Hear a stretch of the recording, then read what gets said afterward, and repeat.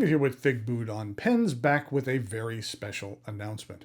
I am here to let you know about my next pen collaboration, and it's one that I'm very excited about.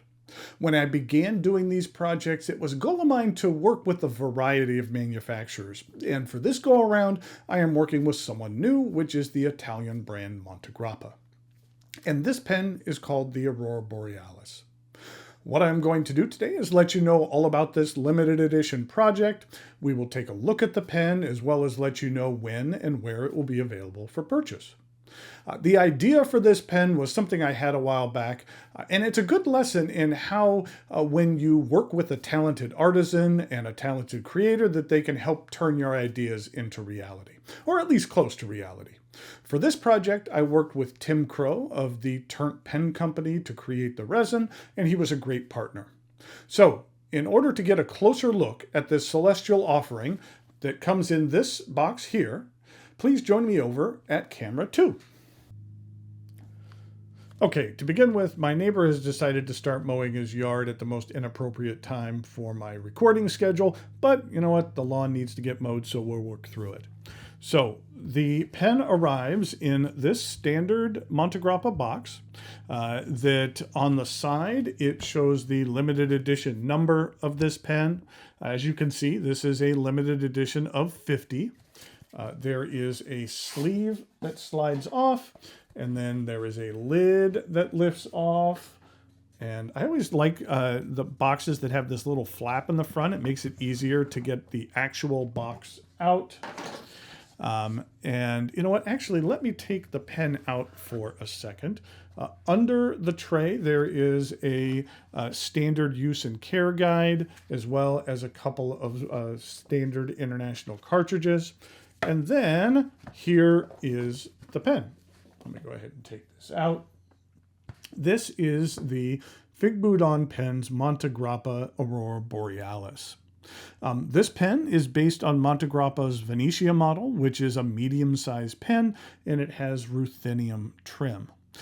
As I mentioned, the name of this pen is the Aurora Borealis, and it was inspired by the Northern Lights. I thought it would be nice to have a pen with a deep black and a wispy green swath, just like you see in this picture here. My original idea was this. There is a product on the market called Vanta Black. There are a few others which are similar.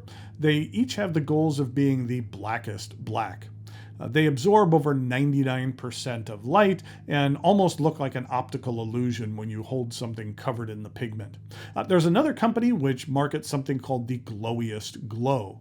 And I thought it would be interesting to combine the blackest black and the glowiest glow. I presented Tim Crow of the Turnt Pen Company my challenge, and he ran with it. It turns out it wasn't as easy as I imagined it would be. First of all, Vanta Black and other similar extreme black pigments are not appropriate for making pen blanks. The pigment kind of gets all clumpy and is just not made for that kind of thing. So we substituted a more appropriate deep black. When it came to the glowiest glow, the tough part is that if you've ever seen a pen that glows in the dark, it tends to have a bit of like a milky green look to it that I really didn't want. I wanted the pen here to look nice on its own, and the glow aspect was just like an added feature.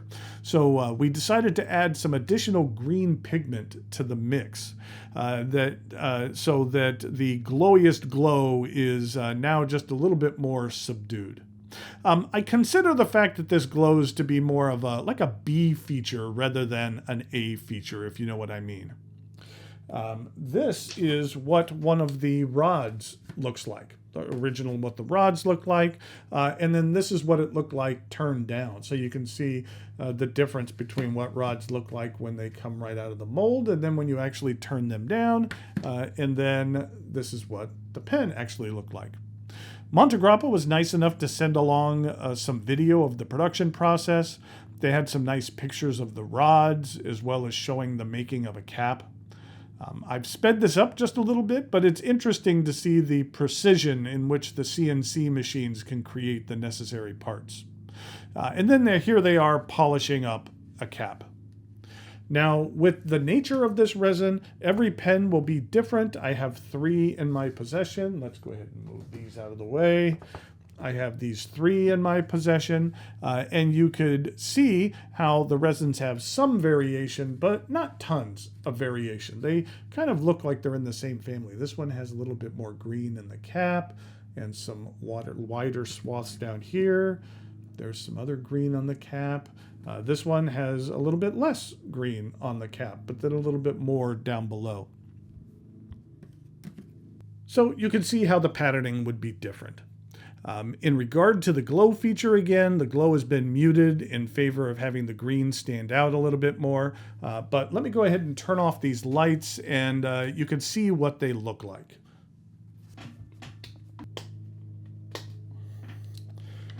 And here are, well, first of all, here's the rods. You can see the rods glow a little bit here, but then you can see here are the pens as well. So it's just kind of a minor feature of the pen, but I thought that the fact that it would actually glow and really do look like the Northern Lights was an interesting feature.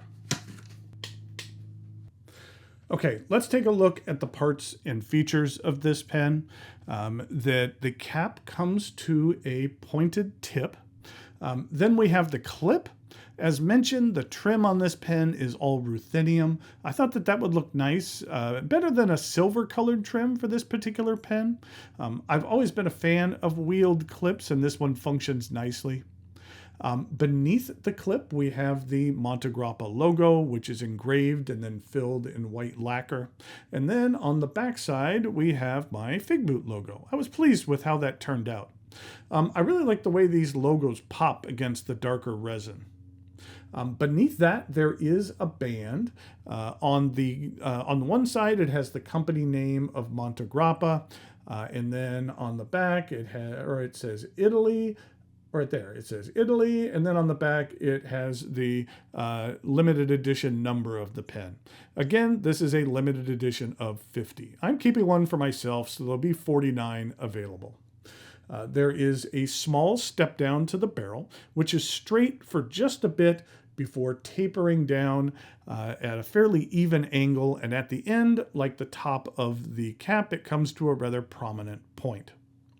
The cap twists off with 1 1/4 rotations, and underneath we have this ruthenium plated number 6 nib. I've always liked the Montegrappa octagonal stamping. I think it looks pretty sharp. I especially like it when it gets a bit of a nib creep in there and the ink fills the design. I just think that that looks cool. Now, there will be a number of options for this nib. First of all, you'll have the choice of either a stainless steel or gold nib. The gold nibs, of course, will have a bit of a higher price, and you'll have a variety of nib options. Extra fine, fine, medium, broad, as well as a stub. And that goes for both the steel and the gold options. And here's a look at the plastic feed. The section begins with a bit of a flare before angling up until you reach the shallow cap threads and another straight portion before an angled step up to the remainder of the barrel. There's a couple of things I like about this section. I like that even though the forward portion of the section isn't that long, the threads here are very shallow and not very sharp. So if your grip should spill over to them, in my opinion, there isn't any discomfort. And then for me, this larger transition to the barrel really doesn't come into play, but if your grip style should interact with that portion of the barrel, it's smooth and unobtrusive, so there's no issues, especially with it rubbing up against the inside of your palm or anything like that. The cap does post. I will admit it doesn't post that deeply, and the contact between the cap and barrel are minimal.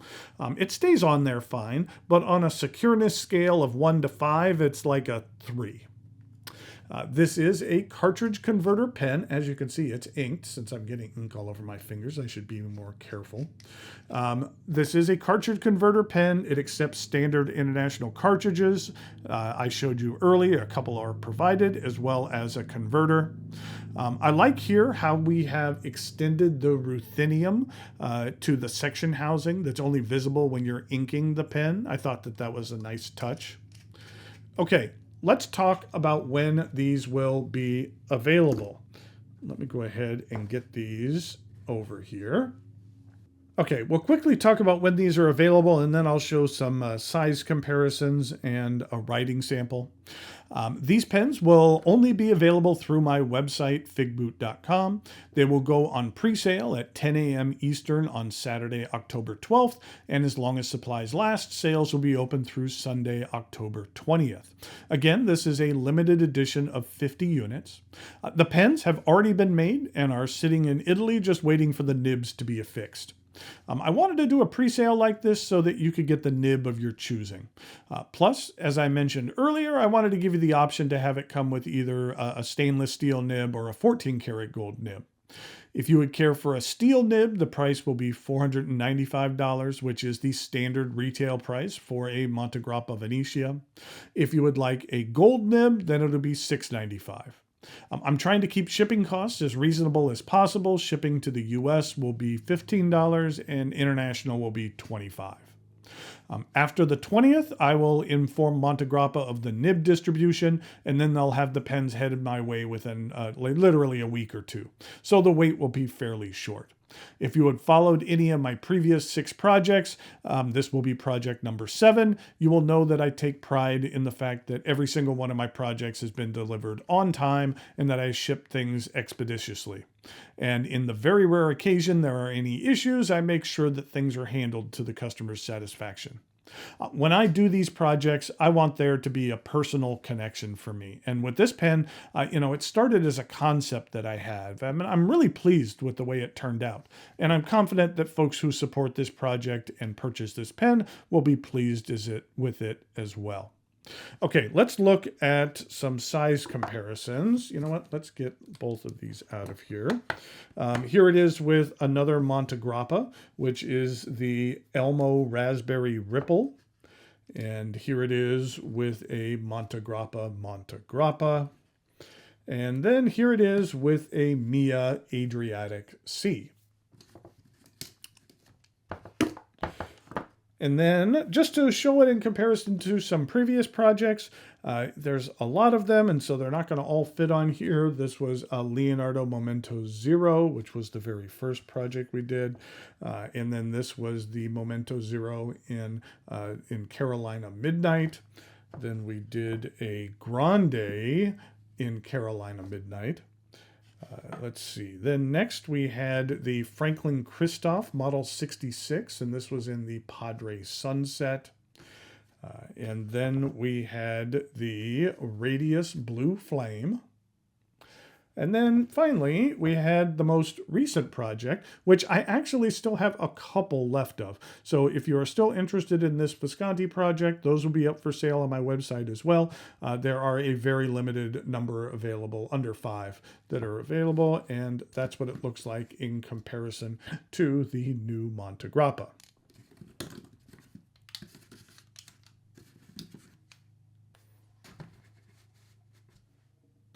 Okay, here we have the writing sample for the Montegrappa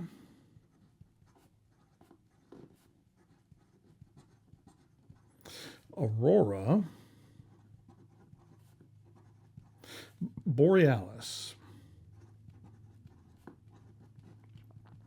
And this one is a medium stainless steel nib. And the ink that I'm using is one of my favorites, which is Diamine Apple Glory.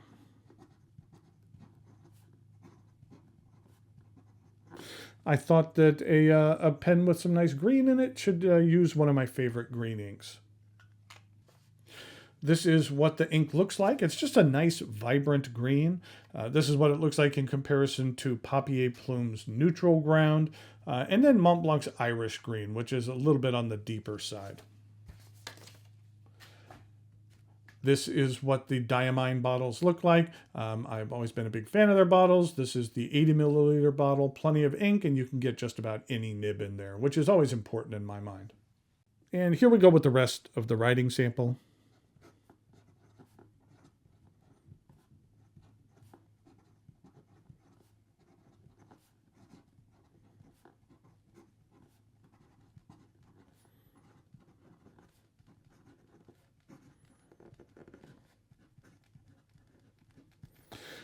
This stainless steel nib is very pleasant. It has a hair of feedback to it. You don't get a lot of line variation out of this, but I will say for a medium nib, the ink flow is decent and rather generous in regard to reverse writing. I'd say it's adequate, lays down like an extra fine line. And then in regard to some fast writing,